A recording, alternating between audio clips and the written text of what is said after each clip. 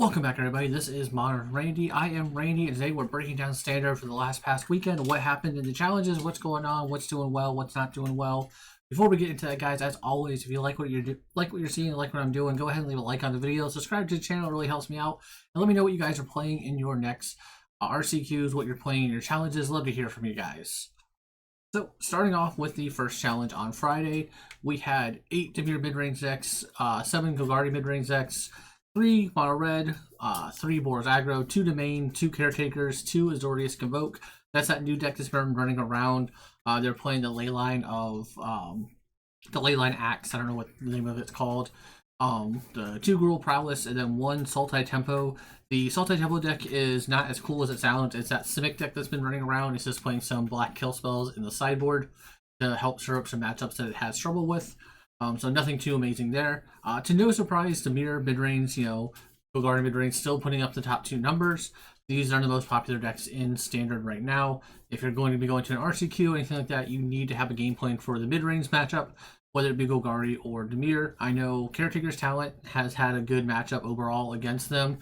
Obviously, you still lose to yourself when you play Caretaker's Talent, in the sense of you can, draw too many lands, flood too much, like any other mid-range style plan. So not too surprising. People love the Dimir mid-range. They love the Golgari mid-range decks. They're a big fan of them, so it's not too surprising to see them having, 8 and 7 copies.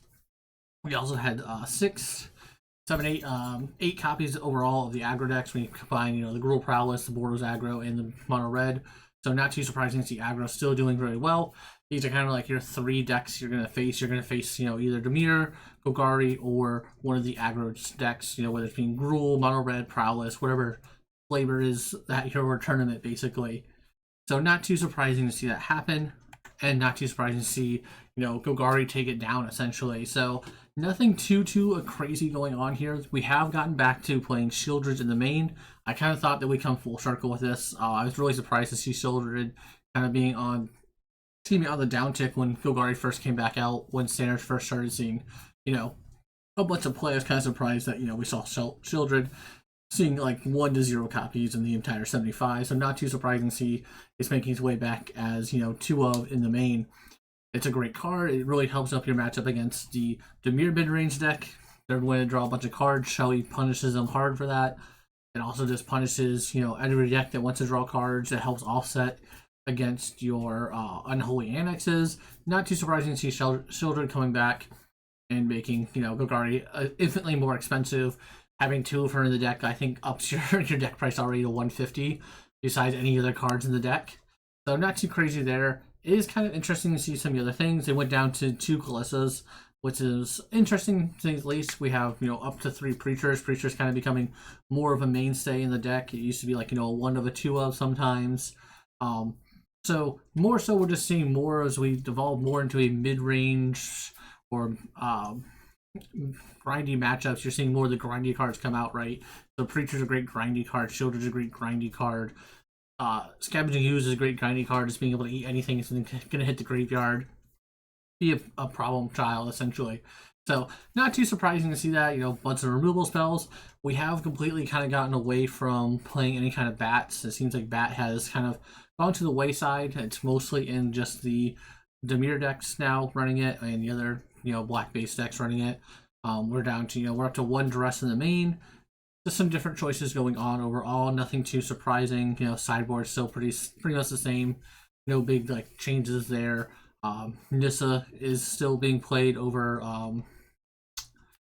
The 5-mana one. That name escapes me. Vivien. Besides Vivien, which I think is surprising. I still think Vivien's a very good planeswalker in these situations. And I could see Vivien starting to see more play as a whole, or maybe we're just gonna have to wait until Nissa rotates out for Vivien to see more play in these black-green grindy decks. Who knows? Going on to the first challenge on Saturday, we had Golgari putting up 10 copies, followed by 3 Mono Red, 4 Gruul Prowess decks, 3 Caretakers, 2 Dimir Mid. This is the lowest I've ever seen for Dimir Mid. Kind of crazy, honestly, that there's only 2 copies in this top 32. Then we had 2 Azorius Tempo decks. That's the Oculus deck, 1 Jeskai Convoke, 1 of the Rug Floodcaller deck, or Temur Floodcaller if you want to call it that. 1 Domain, 1 Selesnya Mid, 1 Boros Aggro, 1 Rakdos Reanimate, 1 Mono Black, and then 1 Azorius Convoke. That's the deck with ley lines in it, or the ley line axes in it. So Golgari was very much dominant here. That was put up 10 copies out of 32 for the top 32. Definitely showcasing why it's getting played. Just won the challenge on Friday, so it makes sense that people are going to want to run that back or run that in the Saturday challenge, of course. And then, for no apparent reason, we have Floodcaller winning it instead, though. This is a little bit of a different take on the Floodcaller deck. This one was running none of the Analyze the Pollen. That's kind of a big takeaway from this deck. Instead, it was playing Sleight of Hand, kind of gaming more so on making a bunch of prowess creatures, things like that, to help trigger them. Also running 2 of the battles that lets you 2 mana, lets you search, or not search, but look at the top 5 cards and choose a permanent card from among them and put it in your hand, and then you flip it over. Or when you attack it down, it becomes a 4/4 creature that untaps when you play a spell. So not too surprising to see that there. Nothing, no real big changes. The sideboard had the biggest changes overall. They were playing 3 Screaming Nemesis. They were playing Flood Pitch of the Drowner. That card hasn't really seen play at all on these sideboards or the main deck. Also playing 2 Ral, Clackling of Wits. I did play a version of this deck this week, and I will say Ral feels really good in this deck. It really helps in those like grindy games. I can definitely see Ral becoming a mainstay in this deck as a sideboard staple or even maybe a main deck staple. Honestly, the only thing that's really hindering this deck, to be completely honest, is its abysmal like mono red or red aggressive matchup. Basically, if this deck ever figures out a way to beat the mono red or the aggro decks like that efficiently, I think this deck becomes probably one of the top tier decks of the format without question. It grinds so well against pretty much every deck. The deck just feels so well. I played it in a league. I only lost to mono red. Playing against everything else, I didn't feel like favored, but I felt that I had so many draws, so many outs and stuff. This town ain't big enough, gives you so much value. It's unreal. The deck feels really strong. I think that there is a better version of this deck somewhere out there. I think that it just needs to figure out how to beat mono red besides dodge. But not too surprising to see this deck do well. It does kind of constantly put up numbers, and we are getting it to a point where it's almost like a core group of people are playing this deck. And when you get a core group of people playing the deck, they're going to learn this deck inside and out. It doesn't have the flashiness that it had when it first came out, where people didn't really know what to do or how to defeat it. But even like the game plan usually is to get rid of Enduring Vitality. But even doing that, like Storm Chaser Talent is just a hell of a card. You can easily get your little otters up to 4 and 5 power consistently. Just being able to bushwhack and take down your opponent's creatures, still attack in. Just card's really good. I think this. I think I would play more songs. I played more songs in the version I was playing. Song is really good against the mid-range decks, especially when you get into like the mid game when you just like play a song for 3 or 4. Like your opponent has to respect all those little tokens, and no one's playing board wipes essentially. So it just kind of like it does so much work against your opponents. It's unreal. And it just it makes every draw so much more vital too, because like you song, they're not going to waste 3 removal spells on it. Then you get to slam like Enduring, automatically make 3 extra mana, 4 extra mana. It does so well. This deck is really fun to play. It's kind of complicated to play. There's definitely a lot of things you have to think and figure out what you're going to do and what you're not going to do as a whole. But it is a fun deck for sure. And it's not too surprising that it would take down a challenge. We've seen it do it before. Moving on to the second challenge, though, of Saturday. Dimir Midrange decided to come back and play. It's like, hey, we're not out. We only put up 2 copies yesterday. We're going to put up 8 today. So put up 8 copies, along with Golgari Midrange putting up 5, Gruul Prowess putting up 3, Domain putting up 3, Mono Red 3, the Azorius Convoke deck putting up 2 with the Leyline Axes. Sultai Tempo, again, that was the Simic deck, just playing some black cards in the sideboard mainly. Rug Floodcaller, 2 players decided to play this one now instead of just the one. Simic Tempo, again, just the, what the Sultai deck is, basically. Jeskai Convoke putting up 1, Boros Aggro putting up 1, Orzhov Midrange putting up 1, and the Selesnya Ramp deck putting up 1. So, again, not too surprising. We see, Dimir Midrange, Golgari Midrange, the top 2 decks being played. Really did no one surprise there. Like I said, these are the decks that are most favored for people to play. Dimir seems to be a little bit more favored than Golgari, but I see Golgari put up more numbers easily as a whole, or put up more top 8 finishes, top 4 finishes, things like that. So I do think Golgari is probably the best deck to play right now in the format. It's just very well-rounded deck. It doesn't really have any any deck that it has is like an abysmal um, rate against, or like just folds to it easily. Um, but once again, we have Gruul Prowess with 3, Mono Red with 2, and Boros Aggro with 1. So, still 6 copies of aggro decks just running around in this top 32. Not too surprising to see. We see aggro just kind of constantly being there, constantly being a side, or a thorn in everyone's side. So, not too surprising there. And then, of course, so this is the Boros aggro deck that only had one copy in the top 32. It took down the tournament. This one is definitely an interesting version of it, or a different take on it, if you will. So we're still playing, Heartfire Hero, Emberheart Challenger, Manifold Mouse, all these normal. Monstrous Raids normal. Charged Mage's Rescue is a little different. They have seen play in the Boros deck, so not crazy, right? Shelter by Ghost, I think if you're going to play Boros, this is probably one of the best cards to play. It just gives you a huge edge against the other aggro decks, and it just gets to be able to deal so much annoyances to all the decks are running around with removal spells and stuff. It makes their removal spells cost 3 minimum. Just a really good card, right, as a whole. But it's also playing Optimistic Scavenger, which has that eerie ability. So whenever an enchantment you control enters, or whenever you fully unlock a room, you get a +1/+1 counter target creature. So you'll notice that we have Charged Mage's Rescue, Shelter by Ghosts, Demonic Ruckus is an enchantment as well. And so is the roll token on Monstrous Raids is also an enchantment. We're also playing the Spellbook Vendor, which is a 2 mana, 2/2 Vigilance, and she has the beginning of a combat. You may pay 1. If you do, you create a Sorcerer roll and attach it to target creature. The Sorcerer roll gives it +1/+1 and has whenever a creature attacks, scry 1. So for 1 mana, essentially you get to keep giving a creature +1/+1. If you have Optimistic Scavenger, you get to target your creatures. You get to trigger, Valorant with your Emberheart Challenger or Heartfire Heroes. You're also playing 2 of the new Trailblazer, the Kennen, just as another 1-drop creature, and then some lightning, burst lightnings as a way to round out the whole deck. But honestly, I think this is an interesting take on the Boros archetype. It's really interesting to see Boros not playing any Boros Charms or anything like that in the main deck. Kind of what everyone thought was going to be the big thing for Boros. But, they just kind of did the mouse package with an Optimistic Scavenger, and then that Spellbook Vendor, which I didn't even know this card existed until I saw this deck. Just kind of a different take on the deck. Definitely did well enough to win.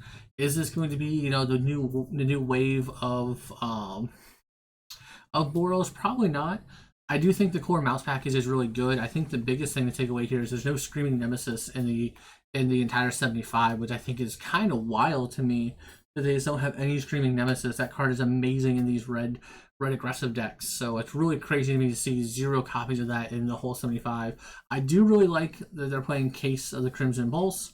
I think that card probably needs to see more play in these red aggressive decks. The biggest problem you have with these decks is that you run out of gas, you flood, things like that, and that just kind of lets you get back into the game. So really enjoying this deck as a whole. It looks really good.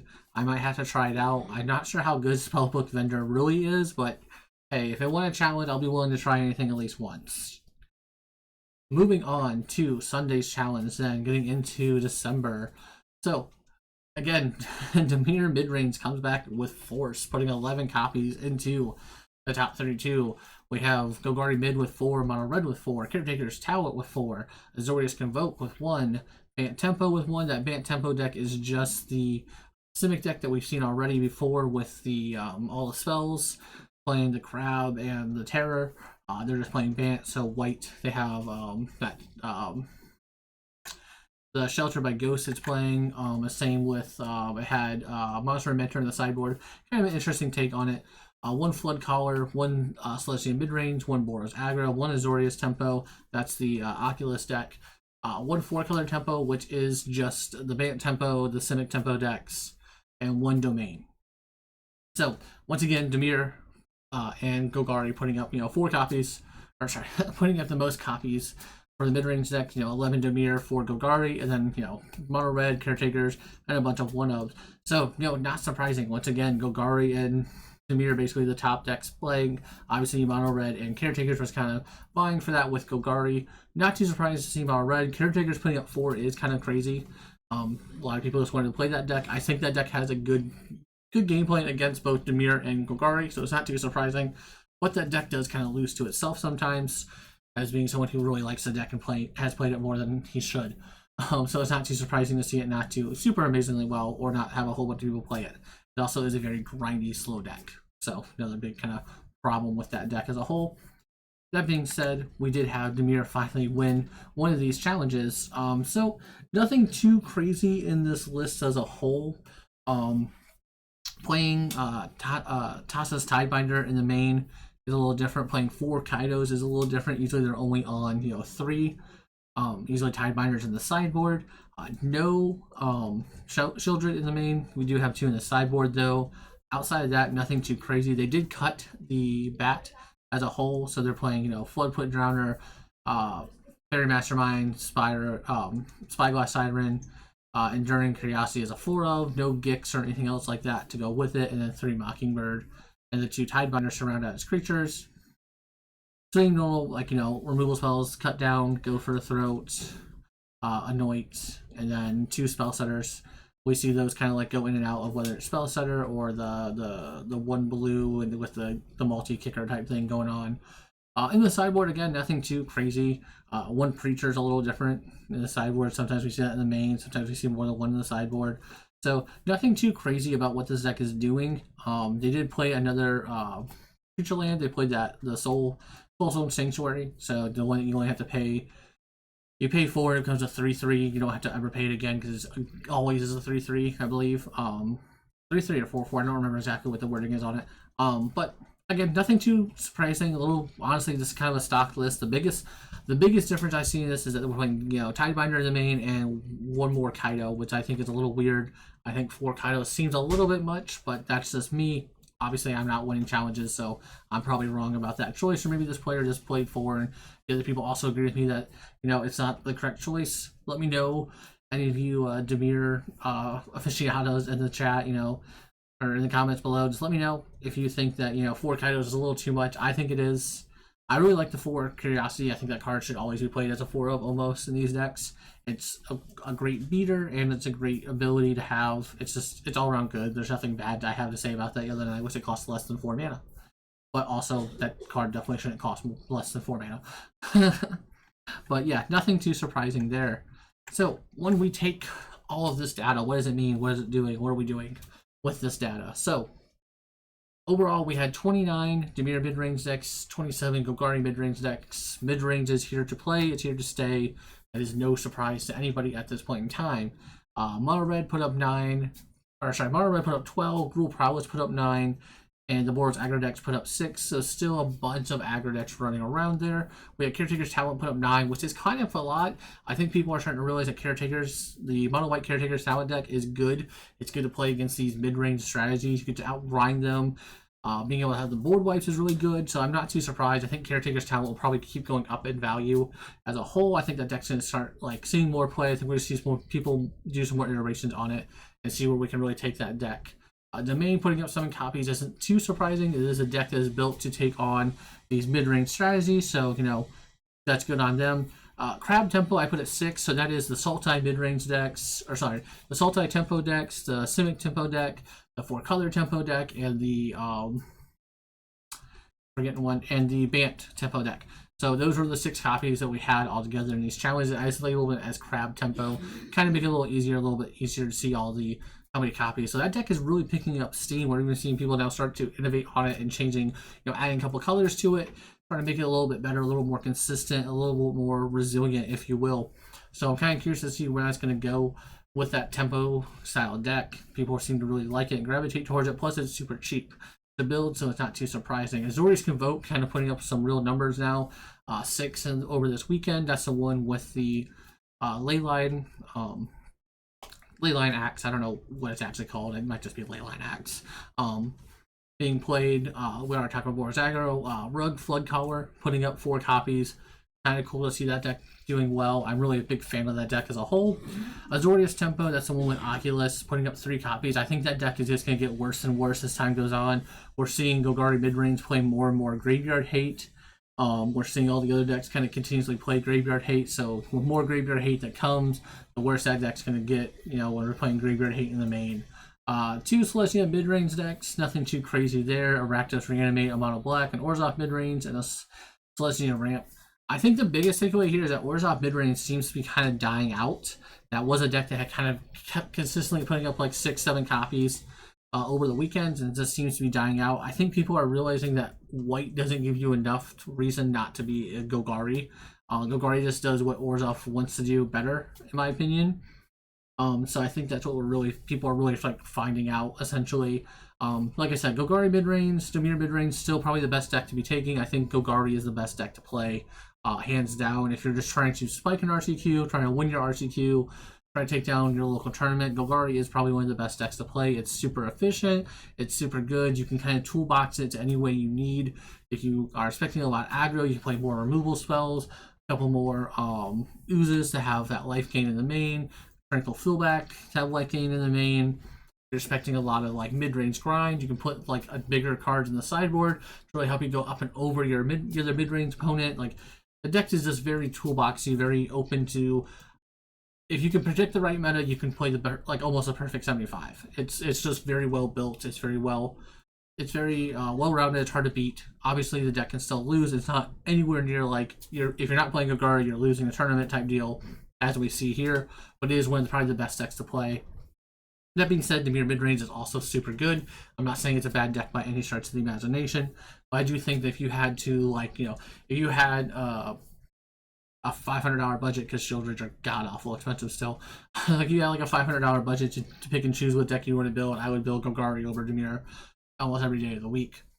That being said, Mono Red, Gruul Prowess, Bordeaux Aggro, all these decks are still doing well. They're still putting up numbers. If you want to play your aggressive strategies, this is definitely the time.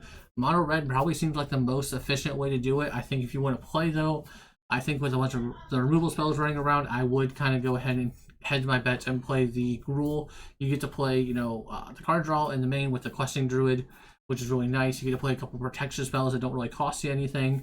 So I think that's probably the better option to be, but Mono Red seems to keep doing better and better, so maybe I'm just wrong on that thought process. But overall, I mean, what we can take from this is that there's still clearly a bunch of stuff going on in Standard. The best deck has not been found. We're still innovating. We're still going on. The Crab Tempo deck is now doing whether that kind of deck kind of started off more as like a budget-friendly deck and has grown into where people are like actually trying to innovate on it and make it better. It's putting up numbers now with seeing multiple different iterations between Sultai, Bant, 4-Color, Simic. We are seeing it go through the rigor and ragger. So I'm really curious to see what's going to happen with that deck as a whole.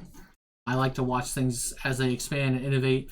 I'm really happy to see, people are still experimenting with Standard. Obviously, we're just getting started into the RCQ season, so still plenty of time to play Magic. Still a lot of Magic to be played. That is for sure. Kind of wanted to talk about this deck. So this is the Simic version of the deck. So it's running, we're still running the Crab, we're running the Terror as our main, win con creatures. We got the Bushwhacks, we have the Seed of Hope, Sleight of Hand, Storm Chaser, Shallot, all these other like normal cards. The only black card we're running in the main is Rona's Vortex, which is a 1-blue. You can return target creature or planeswalker you don't control to its owner's hand. You can play an extra 2 and a black, so for 4 mana, 2, a black, and a blue. If you kick the spell, that permanent on the bottom of its owner's library instead, so you just get rid of it permanently. You also have Anoint Affliction, Go for the Throat, and Nowhere to Run as your sideboard cards, along with a swamp that you can board into. That way your Bushwhacks can go get your basic swamp, because that's the only time you're going to need it is, when you're in the sideboard game. So kind of interesting to see this deck continuously get innovated on. I'm really happy to see that happen. I really like this deck as a whole. That being said, I do think that we could probably still do something better. I feel like we can maybe make this deck even better. Still yet, I think this deck and the Rug Flood Collar deck are kind of like those two decks that the perfect 75 has not been figured out yet, or even the perfect 60. And I think we're just, as we see more and more people play them, we're going to see that finally figure out exactly where that perfect 60 is, and then we're going to start seeing those decks do well. And like I said, I think the two biggest problems for this deck and that Rug deck is the Mono Red aggro decks. Essentially, they just go super fast. They put a fast clock on you when you need to do something. So I'm waiting for when these decks are able to figure out how to beat those decks. And I think that's when we're going to really see some things pop off here in Standard. But as always, guys, if you like what you're seeing, like what you're doing, go ahead and leave a like on the video. Subscribe to the channel. It really helps me out. And let me know what you guys are taking to your RCQs, what you're playing in your challenges. I'd love to hear from you. I'll catch you guys next time.